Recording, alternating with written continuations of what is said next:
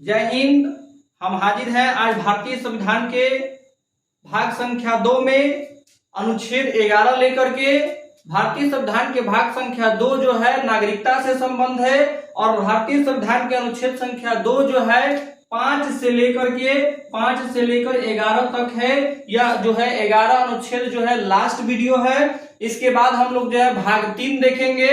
यह भाग 2 का समापन है।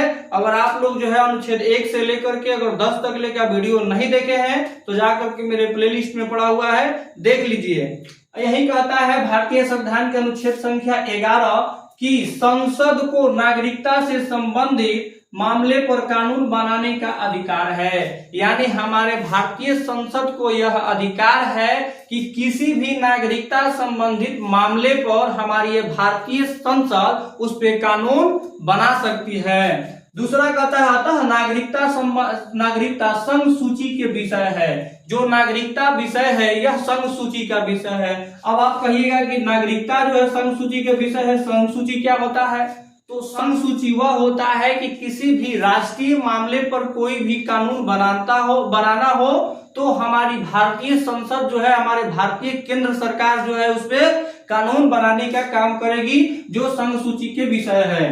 कि भारतीय संसद ने नागरिकता के संबंध में कानून बनाए थे। सबसे पहले भारतीय संसद ने नागरिकता के मामले पर कानून बनाया था 1955 में। उसके बाद भारतीय संसद ने नागरिकता पर कानून बनाया था 1986 में। उसके बाद बनाए थे 1992 में, उसके बाद 2003 में, उसके बाद 2005 में, उसके बाद 2015 में, उसके बाद 2019 में। हमारी भारतीय संसद ने इन समयों पर भारतीय नागरिकता के संबंध में कानून में संशोधन किए हैं। साथ ही नागरिकता संबंधित संशोधन किए हैं। जो भी हमारी भारतीय संसद है 1955 में जो है नागरिकता संशोधन अधिनियम के थ्रू संशोधन किए हैं। नागरिकता संशोधन अधिनियम 1955 सबसे पहले हमारे देश में नागरिकता संशोधन अधिनियम 1955 में ही हुआ था।